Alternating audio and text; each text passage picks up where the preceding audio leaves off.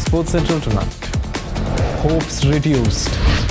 Sri Lanka's hopes of reaching the Women's Cricket World Cup semi-finals take a hit as their match against New Zealand is called off due to persistent rain after the Sri Lankan innings. That goes in this tournament belongs to Meenakshi De Silva.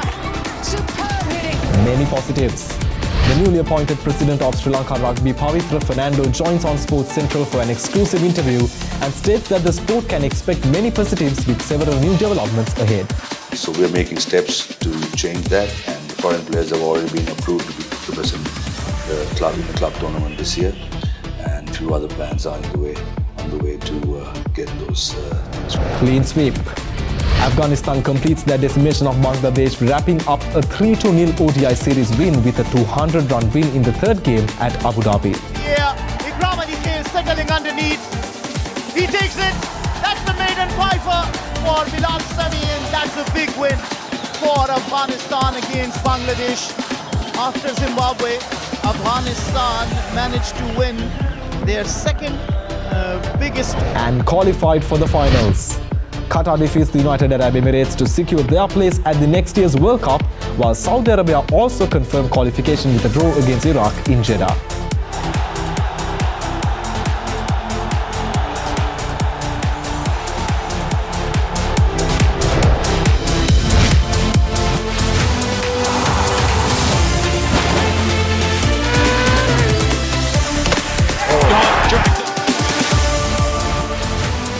From Studio 24C, this is Sports Central.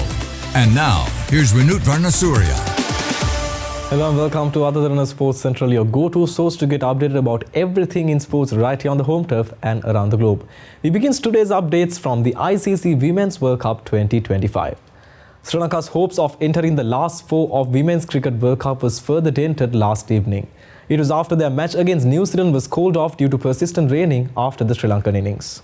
Having won the toss, Sri Lanka skipper Chamari Atapattu decided to bat first and Sri Lanka amassed 258 for 6 in their allotted 50 overs. Opener Atapattu and Vishmi Gunaratne added 101 runs for the first wicket. In the air, but absolutely nailed. Another stunning drive. That's three of them now. Trying to tempt her outside that off stump, but it's gone all wrong. Shot. Too short and put away for four. Lovely. Standing tall, Atapattu. Against Atapattu. Little chip. She is a big part of this Sri Lankan outfit, is Chamari Atapattu, 20th half century in ODIs. Later, the Sri Lanka skipper was dismissed for 53 runs. Vishmi Gunaratne made 42. Hasini Pereira and Harshita Samaravikrama consolidated the middle overs with scoring 44 and 26 respectively. Oh dear. Spin, spin, spin. Lovely shot. Third is up. So gets through, backward point, gets under back. But Meenakshi De Silva played the cameo of the tournament, scoring 55 runs off 28 deliveries. She struck 7 fours and a 6. King right now. Across the stumps she goes. Trying to create something leg side. Ooh. She's done very well to get it there. Into the gap it goes. In this tournament belongs to Meenakshi De Silva. Superb hitting. Sophie Devine was the pick of the New Zealand bowlers, capturing 3 wickets for 54 runs. As of today, Australia women led the points table with 7 points in 4 matches. England women are placed second and they have 6 points in 3 matches. South Africa holds the third position while India is placed fourth. Meanwhile, Sri Lanka is placed 7th in the points table in 4 matches. 2 of those matches were affected by bad weather and ended with no result. Former Sri Lanka and CRNFC rugby player Pavitra Fernando was recently appointed as the president of Sri Lanka Rugby. I had the opportunity to sit down with him for an exclusive interview during which he shared that the game of rugby can look forward to many positives with several exciting additions and developments on the way. Pavitra Fernando, the president of Sri Lanka Rugby. First of all, congratulations on your appointment, Pavitra, and also I know it's a jam-packed schedule, but thank you for taking your time. So I'll start off with a very simple question. As of your appointment right now, how do you see the status of Sri Lanka Rugby? Well, when you look at the current state of rugby in Sri Lanka, if you look at it from the schoolboy level, the school games at actually a very good level. It has maintained the standard over the years, unlike the club game where over the last 20-30 years it has slowly got devalued with the crowd interest has slipped off. And one of the main reasons for that is the not allowing the foreign players to play in our local tournaments and the competition being uneven. So we're making steps to change that, and the foreign players have already been approved to represent the club in the club tournament this year, and a few other plans are on the way to get those things fixed up. So taking on the role, I know you definitely have some short-term and long-term goals in the days to come. So if you could elaborate on that a bit. Well, in the short term, our immediate goal is to focus on the 7th format, especially considering that the Asian Games is just around the corner. Asian Games features only the 7th format, and it's next October, and we have a genuine chance to win a medal there, especially if we train for a prolonged period with a contracted set of players. Now, if you take quickly to give you a roundup, one of the key problems we have is the same set of players are not available all the time because they have no obligation to play for the country.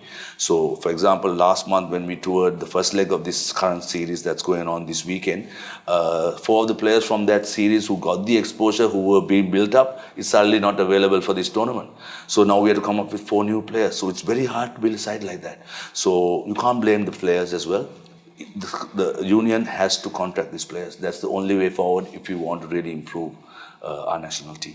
Well, I think you mentioned a very important part, the inclusion of foreign players back in the club level game. So is there any procedure up and coming for it, and what are the fans to expect about it? Correct. We, at the moment, due to the late we have not been able to inform the clubs on time, and they have already finalized their budgets. So we're looking at ways how to bridge that and make this possible immediately without waiting till next year. So one of the things that we have done, we have got in with our counterparts in New Zealand, and we're looking to bring down some players on a transfer basis where they will not be on a salary. So at their their travel expenses, accommodation, living, food, and those to be covered, and they'll come and play for the league tournament this time. So that's in process. We already had a Zoom conversation last week, and so we hope to finalize that by end of this month, and those players will be available for the tournaments this year. Well, thank you so much for taking your time. It's always a pleasure. Thank you. Turkmenistan recorded a 2-1 win over Sri Lanka in their AFC Asia Cup Saudi Arabia 2027 Qualifiers final round Group D at the Arkadak Stadium yesterday. Sri Lanka won the first leg 1-0 last week. The victory meant Turkmenistan are back on top of the group, level on 8 points with Thailand, with a favourable head-to-head record against the Southeast Asian side. Sri Lanka, who stunned Turkmenistan 1-0 in Colombo, looked to assert themselves early on, but their strategy to contain the home side failed to materialise, with the Central Asian side controlling much of the play. Both teams had chances to break the deadlock with a number of near misses on either end as the score remained 0-0 going into the break. The stalemate was finally broken in the 52nd minute after Elman Tagiev evaded his marker at the top of the box and fired a left-footed drive past Sri Lanka keeper Sujan Pereira. Mekan Saparov doubled Turkmenistan's tally 5 minutes later when he pounced on a rebound, slotting home from close range after Pereira had spilled a save. Sri Lanka reduced the deficit in the 65th minute after Dylan De Silva powered his way into the box before seeing his shot take a deflection of Gujmirat Anaguliev past Turkmenistan keeper Rasul Chariev. The home team managed to keep the Sri Lankan attackers at bay until the final whistle, and the scoreline remained 2-1.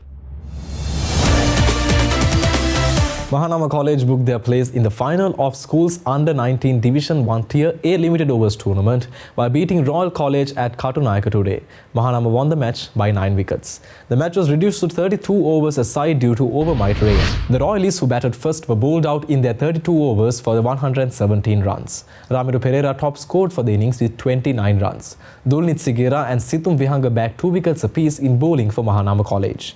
In reply, Mahanama batters reached the winning target of 118 in just 10.5 overs. Sigera blasted an unbeaten 74 off just 33 deliveries with 6 fours and 7 sixers. He added 108 runs for the first wicket with Sineth Weeraratne, who made 35 runs. We are heading into a short commercial break now. More sporting action coming right after this. You are watching Derana, Sports Central.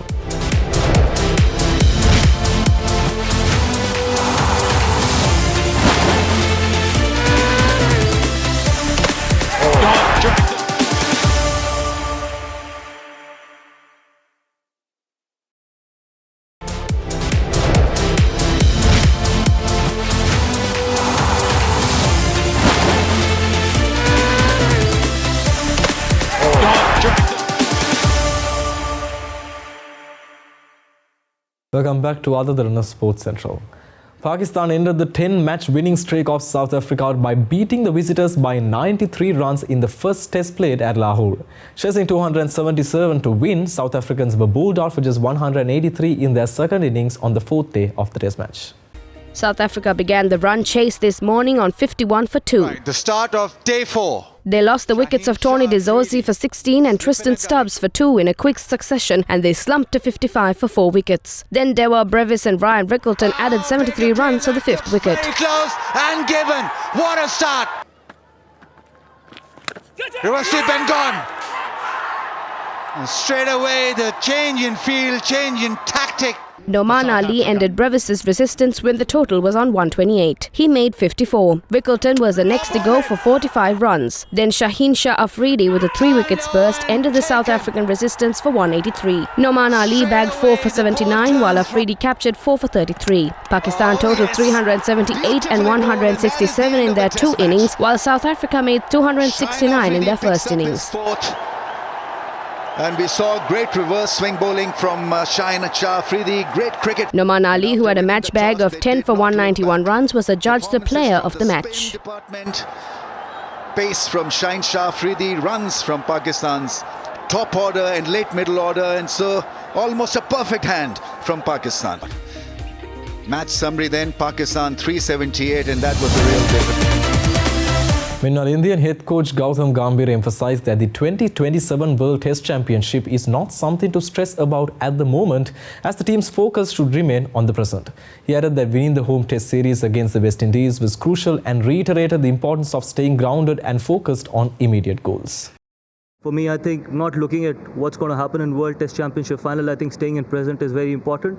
And it was important for us to win the series at home, and more importantly, I think we've got a really busy schedule. Hopefully we can keep continuing from here, and I'm not going to say that I'm going to think what's going to happen in 2027. That is still long away. So for us, I think staying in present is important. 100%, and I've always believed this, that world cricket needs West Indian cricket. That is something which is very important. It was very nice to see them fight, and obviously they're an experienced team, and there's a lot of changes that has happened there, but the way they fought in the second innings obviously will give them a lot of confidence. Look, I thought that we could have had a better wicket here. I think for me, I'm not thinking about, yes, we did get the results on a result on day 5, but again, I think Knicks need to carry. I think there has to be something for the fast bowlers as well. I know we keep talking about spinners playing an important role, but when you've got probably 2 quality fast bowlers in your ranks, you still want them to be in the game as well. And it is okay that if there's not enough, but there has to be carry. So where we all saw, I thought the carry wasn't there, which was a bit alarming. And I think going forward, we can get better wickets in Test cricket, because all of us have the responsibility of keeping Test cricket alive. I think, and the first and foremost thing to keep Test cricket alive is playing on good surfaces. Afghanistan completed their decimation of Bangladesh, wrapping up a 3-0 ODI series win with a 200-run win in the third game at Abu Dhabi. After managing to put up 293 for the loss of 9 wickets, they shot out Bangladesh just for 93 runs. Afghanistan's ODI series win comes by the same margin as Bangladesh's in the T20 internationals. Afghanistan set themselves up nicely for a big total. Sadran and Ramanullah Gurbaz sped away to add 99 runs for the first wicket. Gurbaz was, as usual, the enforcer, striking 5 fours and a scrumptious 6 in his first knock of 42. Swung away, mighty stroke from Gurbaz. Edge is found, it's coming fine for 4. Southern wasn't going to hang back though after he set in 95 in the previous game. He reached his 50 shortly after Gurbaz got out before adding another 74 runs for the second wicket with Sadiq-ul Atal. The pair gave Afghanistan the perfect launching pad at 173 for 1 in the 32nd over, but Saif upended their plans at that stage. Gone in front of that square, that will race over to the boundary. Shouts of catcher just over the top of that fielder at gully. The 4 more.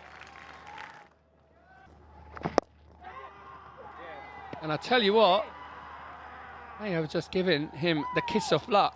The part-time off spinner took 3 wickets in 4 overs as Afghanistan lost 4 wickets for 15 runs in the space of 25 balls. Afghanistan kept slipping and in the 48th over they were 249 for the loss of 9 wickets. Knocks him over. Saif Hassan is creating havoc here. Knocks him over with a magical delivery. That is a superb delivery to dismiss. And knocks him over. It's slower delivery, clever piece of bowling. But Mohammad Nabi helped his side to gather 44 runs in the final 2 overs and create a total of 293 runs. He should pick up a boundary. Another cracking shot down the ground for a 4. What an over, what a finish. Bangladesh batters hardly had any impact on the contest throughout the series, thus continuing the trend in the third game as well. The procession started with Mohammad Naim struggled for 23 balls before Asmatullah Omar Sai had him caught at slip for 7 runs. Except opener Saif Hassan, none of the batters passed the 10-run mark. Bilal Sami and Rashid Khan distracted the Bangladesh batting department, letting them only score 93 runs before being bowled out in the 28th over. Into his hand and taken. Bilal Sami takes another. 5 6s. This is high in the air. Ikram Ali Khair settling underneath. He takes it. That's the maiden fifer for Bilal Sami, and that's a big win for Afghanistan against Bangladesh. After Zimbabwe, Afghanistan managed to win their second biggest win. Heading to another short commercial break, more highlights coming on the other side. You're watching Derana Sports Central. We'll be right back.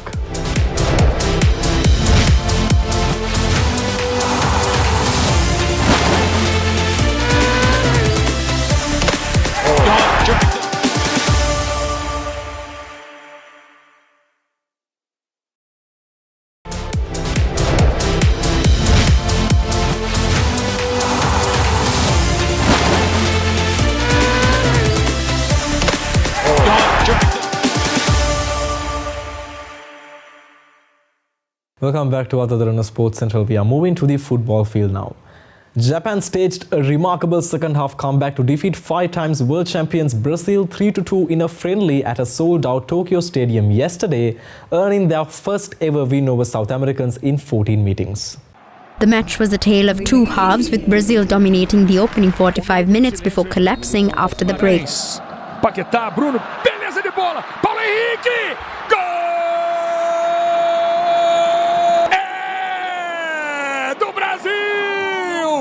Gabriel Martinelli! Takumi Minamino halved the deficit in the 52nd minute after Fabricio Bruno's misplaced pass allowed the forward to score from just inside the box. Minamino!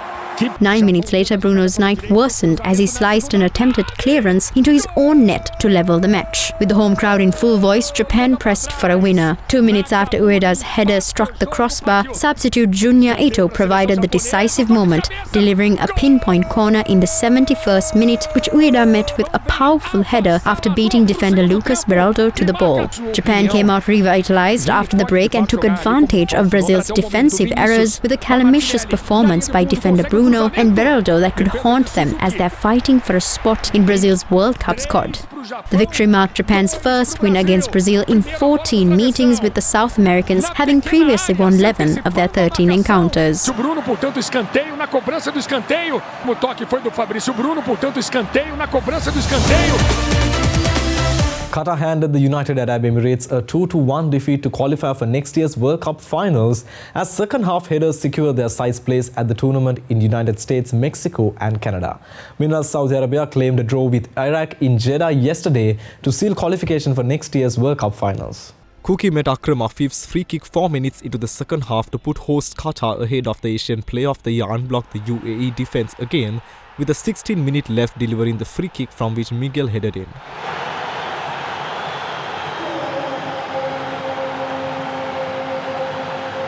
Qatar's Tariq Salman was sent off in the 89th minute and Sultan Adil pulled one back of the UAE 9 minutes later in a nail-biting finish that featured more than 15 minutes of stoppage time.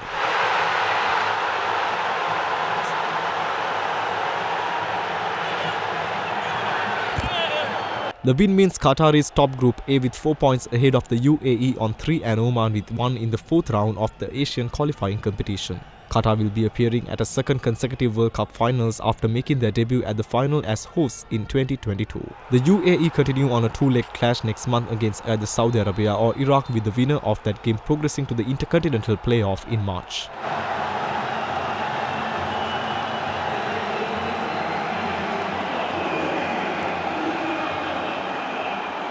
Meanwhile, Saudi Arabia claimed a 0-0 draw with Iraq in Jeddah yesterday to seal qualification for next year's World Cup finals in the United States, Canada and Mexico.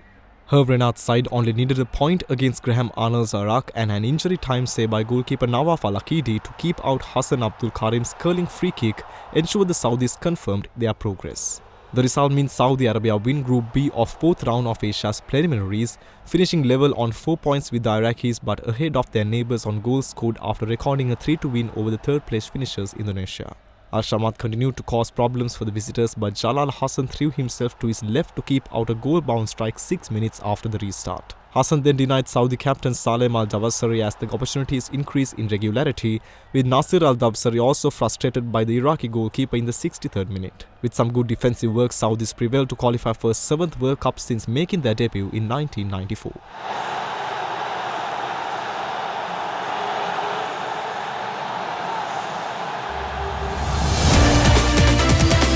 Emma Raducanu took 2 medical timeouts as she went down to a painful 3-set defeat against Ling Su at the Ningbo Open yesterday. The 22-year-old fell victim to the extreme Wuhan heat as was forced to retire from her first-round match against An Li last week. She posted a picture on social media from a doctor's office and said she felt better, but she faded after winning the opening set, taking a medical timeout on 2 separate occasions, and had nothing left to give in the 3rd set of her 3-6, 6-4, 6-1 defeat to world number 219 Zhu. 15-40. In a first set, which included 5 breaks of serve, Raducanu eventually stumbled across the line on her 5th set point after 55 minutes, despite appearing frustrated at how she was playing and dropping serve twice. Zhu, who was ranked just outside the top 32 years ago before injury saw her drop below 200, took advantage to send the contest into a deciding set. The former US Open champion appeared uncomfortable and doubled over repeatedly in the deciding set before seeking medical attention once again after 3 games. Raducanu opted not to retire again despite being barely able to move, and the end came quickly as the resistance fell away. Guys, at the match, 2 sets to 1, 3-6, 6-4, 6-1.